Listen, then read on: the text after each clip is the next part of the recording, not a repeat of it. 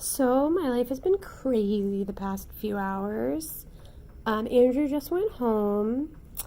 While he was here, I had a call from my mom, so that was fun. She likes to call me as much as she can when I'm in the hospital and make sure I'm not bored. Because it does get rather boring up here. Which is nothing against the nurses. They try as hard as they can to make our stay as pleasant as possible on this unit. But anyway, so Andrew just went home, and it is 11:30 at night, and I just got fully admitted. They just finished registration, which is basically signing consent to be treated and consent to bill my insurance. So I got that done. I got my parking validation pass because it costs a fortune to park up here, and my car is going to be here for a few days. I guess they changed their parking pass policy, and now it's harder for guests to get those, which is really irritating. But, I mean, what can you do? They have ways around it, but they're more complicated, and you have to jump through more hoops now.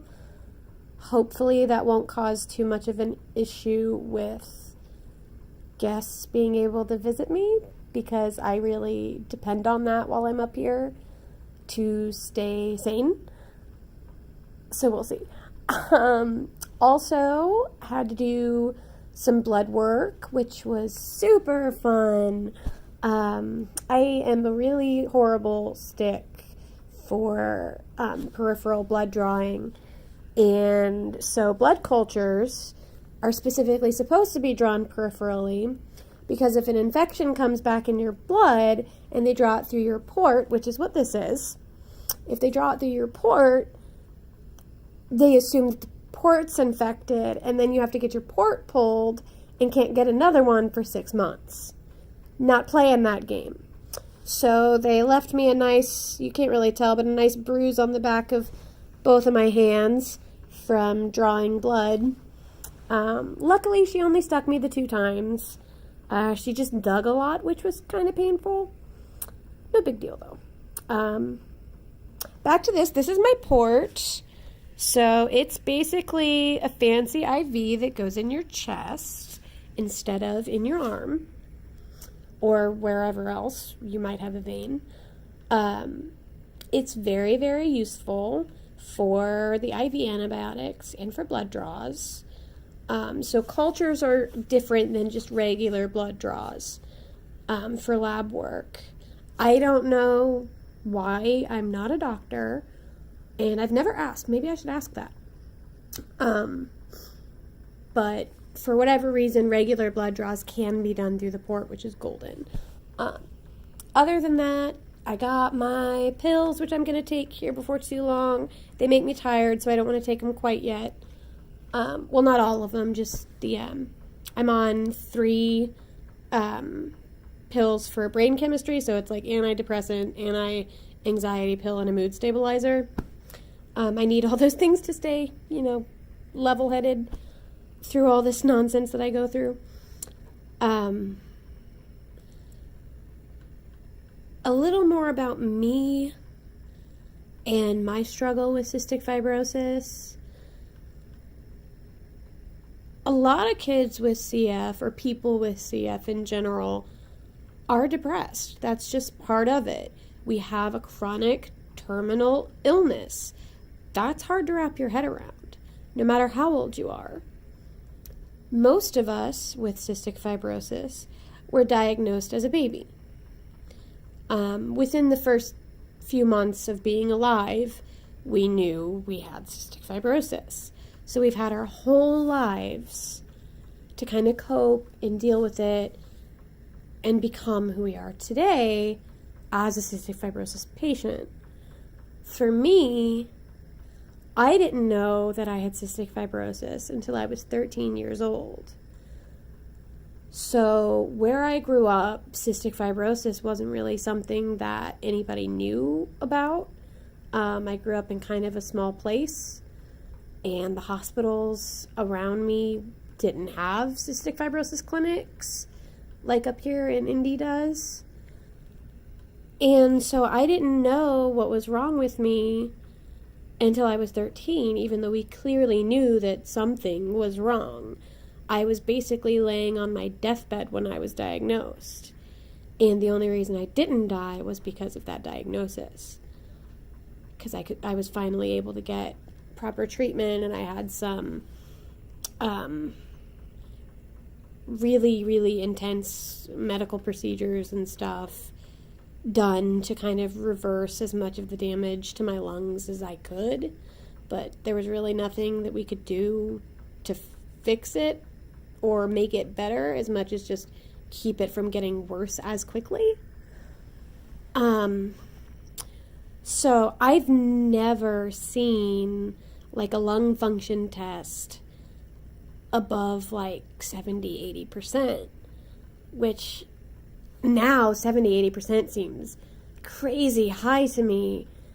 But a lot of kids got to see themselves in the hundreds when they were little, and got to see big numbers that were exciting and something they could be proud of.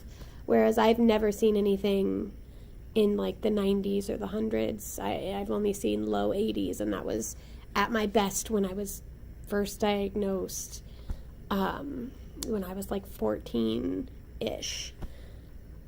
And it went down very quickly. I'm 25 now, and my lung function rests in the 30s when I'm doing well, and typically in the 20s when I'm not doing well. I haven't dipped below 20 yet, but I know I will soon. If I get an active sickness, I know I'll drop below 20. And that's kind of scary, like to think that lungs can even work and a body can even run when you only have 20% or less of your lung capacity. That's insane to me. But here I am doing it. Yeah, wrap your head around that, guys. What else is important? I'm actually kind of fortunate as a cystic fibrosis patient in a way.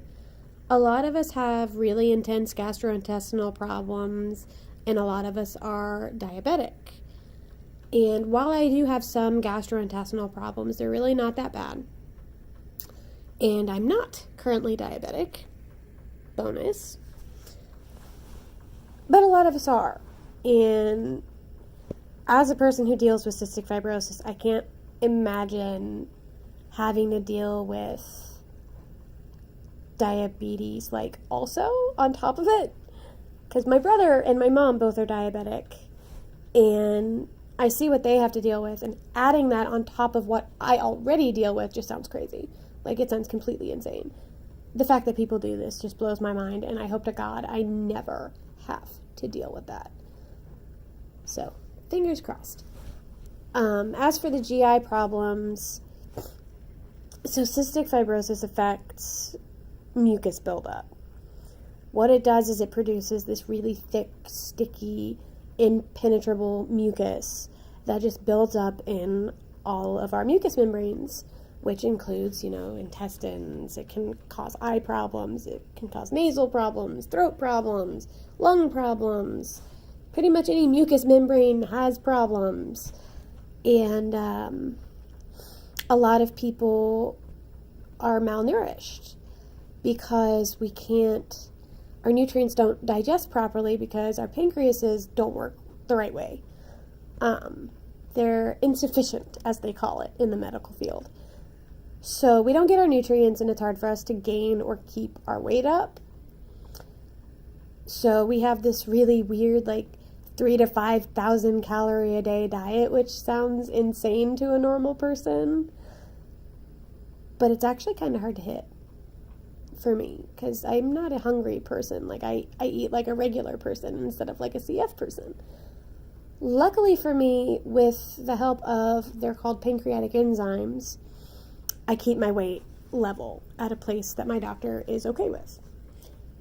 Otherwise, I would need something called a G-tube, which is basically a feeding tube that goes in your stomach to give you supplemental nutrition in case you can't keep that weight at a healthy benchmark. I've never needed one of those thus far, and I hope I never need one on a permanent basis. Now, I'm working up for a lung transplant right now, and I've heard that a lot of times people end up with G-tubes during that process. So I might have one like temporarily, but I'm not certain of that. As for lung transplant, it's not for the faint of heart. It's a really long, difficult procedure to get put on the list, and it screws with your head, it screws with your heart, it screws with your life, and honestly, it sucks. It's not easy, and they kind of tell you that, but it's hard to believe them because they're just doctors. They don't have the problems, they don't see it from a patient perspective, no matter how hard they try. So I was kind of disillusioned going into this process literally a year ago. It's hard. It'll challenge you. It'll test your limits. It'll overwhelm you. It'll make you wonder if it's even worth it to go through all this stuff, to get the lungs in the first place. And though I haven't had the transplant yet, I want to tell anybody who's thinking about getting on the list to hang in there. It's worth it. Even if the lung transplant goes wrong, even if you face rejection, even if you die on the table, it is always worth it to try to make your life better. Don't let anyone tell you differently, not even yourself. And if for whatever reason you don't qualify for a lung transplant, that's okay. Live the days that you have to the best of your ability, even if all you do that day is make yourself a bowl of cereal. It's all worth it. You just have to try. And it's hard. It's so hard not to give up. And recently, I tried to give up. I was over it. I've had a really, really rough year. I've lost a lot of things that were really important to me. I've lost people who were important to me from various medical problems and a car accident. And it seems hopeless sometimes. It really does. And I'm lucky enough that I have a pretty good support system for emotional problems. I've got my mom, I've got my dad, I've got my brother, I've got a bunch of friends. Well, not a bunch of friends, but I have enough friends. And that helps a lot. I also have a really good team at the hospital, both hospitals, because the transplant stuff happens at a different hospital than the cystic fibrosis stuff happens at. So that gets kind of confusing sometimes. But I have people around me who help. And some people don't, and that breaks my heart. And for the people who don't, if you're watching this, reach out to me. I'll help you. I'll be there for you.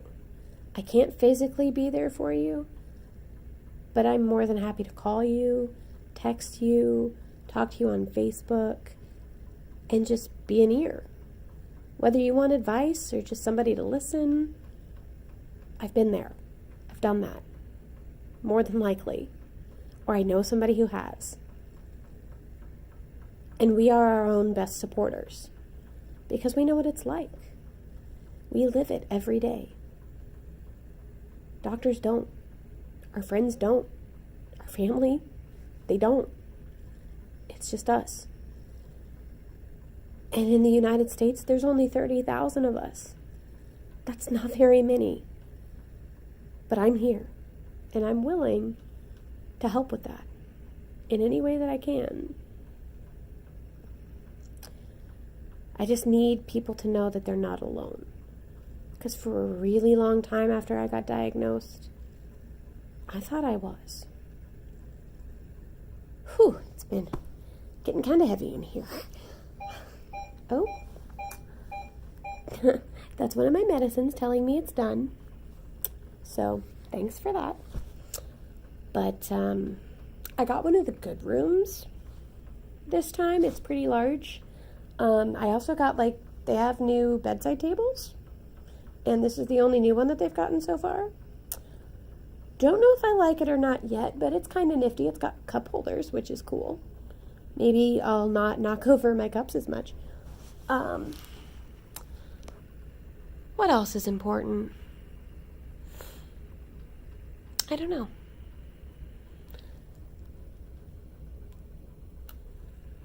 I guess that's it for now. So, good night, and I will check back in sometime tomorrow, hopefully in the morning.